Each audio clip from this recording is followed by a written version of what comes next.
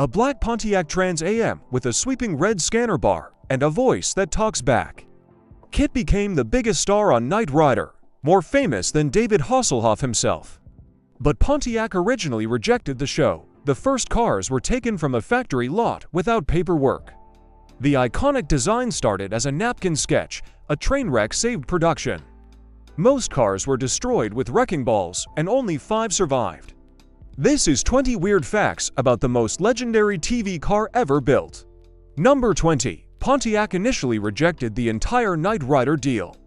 When producer Eric Dahlquist approached Pontiac about featuring the Trans Am in a new crime-fighting TV show, the company's sales promotion manager Jim Graham thought it was a terrible idea. He told Dahlquist the concept was silly and corny, comparing it to My Mother the Car, a 1960s comedy flop about a man whose dead mother reincarnates as an automobile. Graham didn't want Pontiac associated with what he believed would be an embarrassing failure. This wasn't the image Pontiac wanted for their hottest sports car. Dahlquist, who had successfully placed vehicles in hit shows like Chips and The Rockford Files, was shocked by the rejection. He refused to give up and eventually found a way around corporate to get the cars anyway. That persistence saved the show and accidentally created one of the most successful automotive product placements in television history. Pontiac's rejection proved spectacularly wrong. Number 19. 3 cars obtained through an orthodox parking lot deal. Getting those first Trans AMs required some creative maneuvering that bordered on corporate espionage. Producer Harker Wade and production manager Michael Koch arranged to meet Pontiac manufacturing people at 4 p.m. in the factory parking lot. 3 brand new black Trans AMs rolled out of the plant right on schedule. The Pontiac employees simply parked the cars and walked away without saying a word or even looking at the TV crew. Koch and his team got in the cars and drove off. There was no paperwork, no official transaction, no documentation whatsoever. It was as if the cars didn't exist on any official records. This backdoor deal happened because upper management had rejected the show, but factory workers wanted to help. Years later, this story still sounds like something from a TV crime drama. Number 18. Designer sketched KITT's front end on a cocktail napkin. The iconic front scanner design that became KITT's most recognizable feature started as a rough sketch on bar napkins. Producer Harker Wade met with Pontiac designer John Scannella at Vista Group's office to discuss the car's look. When they described wanting a heartbeat effect like the Cylons from Battlestar Galactica, Scannella grabbed a cocktail napkin and quickly drew the concept. That cycling red light bar that would become KITT's signature. Wade immediately said that's exactly what creator Glenn Larson wanted. Scannella later provided detailed technical drawings, but that napkin sketch captured the essential design. The anamorphic equalizer scanner bar became so iconic, it's instantly recognizable decades later. Sometimes the best ideas start on the back of napkins in meetings. That spontaneous sketch defined KITT's face. Number 17. Cost $100,000 to build the first hero car. Creating KITT wasn't cheap even by 1980s Hollywood standards. The customized 1980 to Pontiac Firebird Trans Am cost $100,000 to build. That's equivalent to about $326,000 in today's money. The budget covered Michael Scheff's elaborate dashboard design, the extended nose with scanner bar, all the custom body modifications, and the intricate non-functional but realistic-looking interior controls. Most of that money went into making the hero car used for close-ups and scenes with David Hasselhoff. The stunt cars were built much more cheaply using fiberglass panels and minimal interior work. But that initial investment in the hero car established the look that would make KITT famous. Universal Studios approved the budget because they believed the car could become a breakout star. They were right. Number 16. Train derailment provided cheap stunt cars for $1 each. Production started with only 4 Trans AMs, which wasn't nearly enough for all the stunts Glenn Larson wrote into scripts. Then they caught an incredible lucky break. In spring 1983, a freight train carrying dozens of brand new Camaros and Firebirds derailed in Selma, California, just south of Fresno. Several freight cars loaded with Firebirds landed on their sides. Although most cars weren't severely damaged, California law classified them as unsellable. General Motors contacted Knight Rider and offered to sell 10 to 12 Firebirds from the wreck for just $1 each. The only condition was that these damaged goods had to be destroyed when the show ended. The production team jumped on the deal and suddenly had enough stunt cars to last the entire series run. That train accident was like winning the lottery for the show's transportation department. Number 15. All stunt cars had to be destroyed per GM agreement. General Motors wasn't giving away cars out of generosity. The dollar per car deal came with serious strings attached. Every Trans Am purchased from the train derailment had to be completely destroyed once Knight Rider finished production. GM didn't want these technically damaged vehicles ever appearing on roads or being resold. When the show wrapped in 1986, Universal brought in heavy equipment operators with wrecking balls. Each stunt car was systematically crushed, the roofs caved in, then shipped to scrapyards for complete obliteration. One operator later admitted they probably cheated a little, salvaging small parts as souvenirs. But the cars themselves were annihilated as promised. Today, knowing these vehicles would be worth hundreds of thousands as collectibles makes their destruction seem insane. But in 1986, they were just used-up stunt cars nobody imagined would become valuable. Number 14. William Daniels requested to remain completely uncredited as KITT's voice. The distinctive voice that made KITT a character rather than just a prop belonged to actor William Daniels. But he specifically requested no credit in the show's opening or closing sequences. Daniels was simultaneously starring as Dr. Mark Craig on Saint Elsewhere and didn't want his serious dramatic work associated with a talking car show. He figured if he stayed uncredited, no one would recognize his voice. He was spectacularly wrong about that assumption. The day after Knight Rider premiered, a stranger across the street yelled congratulations about the new show. Daniels was stunned someone had identified him so quickly. His distinctive voice was too recognizable to hide. For seasons, he remained officially uncredited, though everyone knew it was him. Eventually, he embraced the role that introduced him to entirely new generations. Number 13. Dashboards were fiberglass shells fitted over stock interiors. Every button, screen, and control panel inside KITT looked incredibly high-tech and functional. None of it actually worked. The elaborate dashboards were fiberglass shells custom molded by designer Michael Sheff and his team. These shells fit over the Trans Am's original dashboard, completely hiding the stock Pontiac interior. The fake screens, mock digital readouts, blinking lights, and hundreds of buttons were pure Hollywood illusion. Some lights blinked, some buttons clicked, but nothing controlled actual vehicle functions. For detailed close-up shots of specific controls, the production used a stationary buck, basically a dashboard mock-up, on a Universal Studios soundstage. This allowed better lighting and camera angles than shooting in the actual car. The illusion worked perfectly on television. Viewers believed KITT's interior was revolutionary technology when it was really just clever prop work. Number 12. Hidden stunt driver lay on passenger floor for self-driving scenes. Making KITT drive without a visible driver required ingenious low-tech solutions. The first camera car, designated Camera Car Number 1, received a complete second set of controls installed on the passenger side footwell. A stuntman would lie flat on the passenger floor, completely out of camera view, operating these hidden pedals and steering mechanisms. The driver could extend arms and legs through the seat to reach controls while staying invisible. A two-way mirror helped hide the driver during filming. They couldn't shoot KITT driving solo for extended periods because the setup was so physically demanding and difficult. Most self-driving scenes are brief cuts showing KITT's empty driver's seat then cutting away. The technique worked well enough to convince audiences that KITT possessed genuine autonomous driving capabilities decades before that technology existed. Number 11. Scanner bar design inspired by Battlestar Galactica cylinders. That sweeping red light across KITT's nose wasn't just cool looking, it was deliberate homage. Creator Glenn Larson had also created Battlestar Galactica and wanted to reference his earlier show. He specifically asked designer Michael Sheff to create a light beam like the cylinders had, that distinctive back and forth scanning effect. The production even reused the actual silent scanner audio sound effect for KITT. They called it the anamorphic equalizer and described it as a fiber optic array of electronic eyes. According to the show's lore, the scanner could see in all visual wavelengths, X-ray, and infrared, tracking vehicles up to 10 miles away. In reality, it was just a row of red lights programmed to sweep back and forth. That simple effect became one of the most iconic visual elements in 80s television and remains instantly recognizable today. Number 10. Ride height dropped 1.5 inches from stock Trans Am.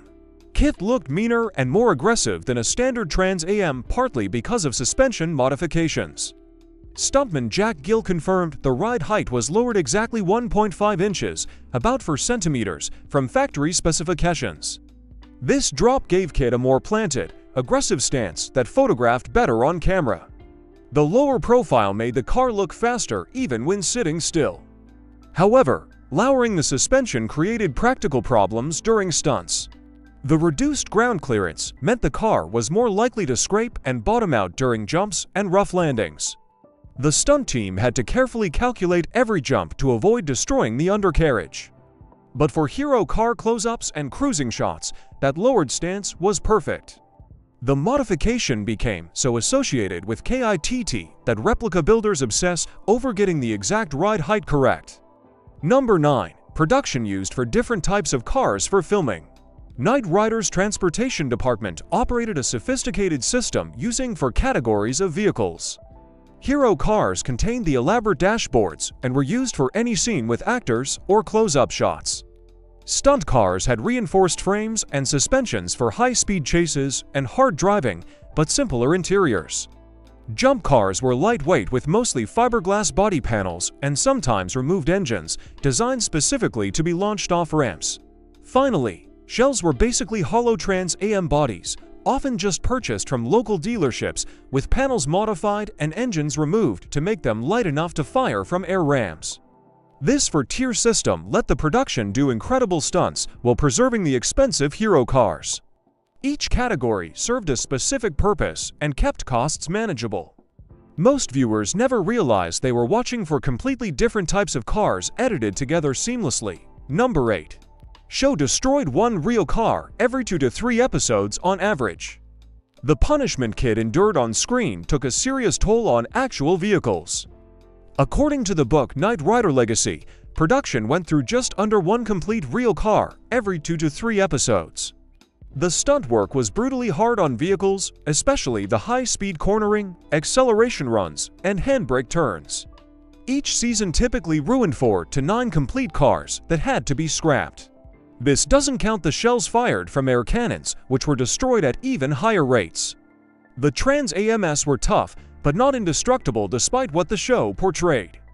Broken frames, destroyed suspensions, and transmission failures were constant problems. The train derailment cars for $1 each made this destruction rate financially sustainable. Without that lucky break, the show might have bankrupted itself, destroying expensive Trans AMs. Number 7. Around 20 total stunt cars built during 4 seasons. Over Knight Riders for year run from 1980 to 286, Universal built approximately 20 complete stunt cars. This number doesn't include the hero cars or the disposable shells used for explosive stunts. 20 sounds like a lot until you realize the show produced 90 episodes with multiple car stunts per episode. The production team had to constantly repair, rebuild, and replace vehicles to keep filming on schedule. Some stunt cars lasted multiple episodes, others were destroyed in a single shoot. The train derailment provided 10 to 12 cars at once, which was a huge influx of raw material. Body shops worked overtime patching damaged cars with Bondo and fiberglass, repainting them, and sending them back for more abuse. Those 20 stunt cars represent hundreds of hours of repair and modification work. Number 6. Only 5 original production cars survived to present day. Out of approximately 20 stunt cars plus hero cars built during production, only 5 survived. The rest were destroyed either during filming or afterward per GM's agreement. This 25% survival rate is actually impressive compared to most TV shows. The Dukes of Hazzard destroyed hundreds of Dodge Chargers with almost none surviving. KITT's 5 survivors exist because 3 original hero cars somehow escaped the Crusher despite being supposed to be destroyed. After the show ended, these cars quietly disappeared into private collections. The other survivors were stunt cars that ended up in private hands through various channels. Today, each surviving original KITT is worth hundreds of thousands of dollars. Replica builders study these survivors obsessively, documenting every detail to create accurate tributes. Those 5 cars are the only physical links to the actual show production. Number 5. David Hasselhoff's personal KITT sold for $300,000. After Knight Rider ended, Hasselhoff kept one of the cars as personal property. It became his car, driven occasionally and maintained carefully. In late January of a recent auction, this specific Trans Am sold for $300,000.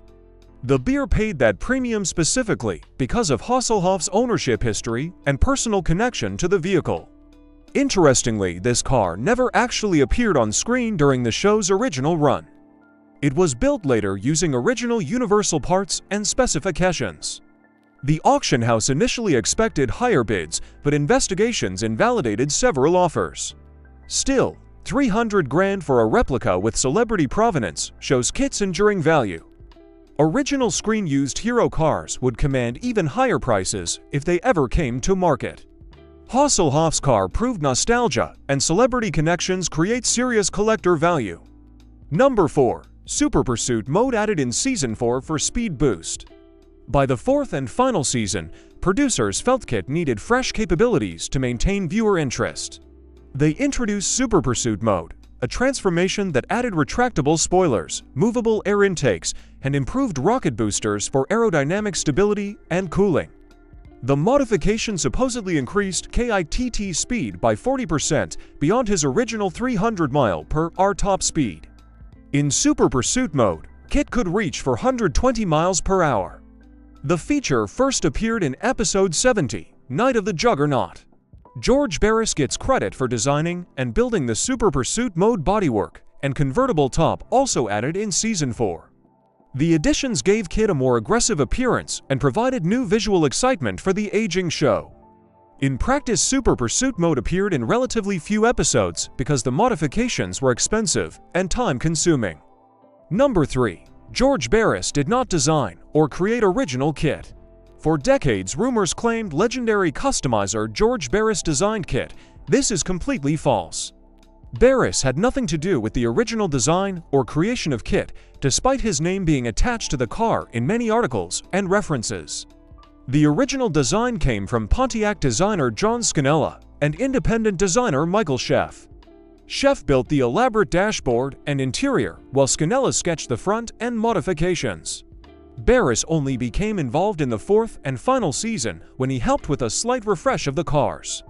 He did design and build the Super Pursuit mode version and the convertible KITT, but the iconic original KITT that everyone remembers was not his work.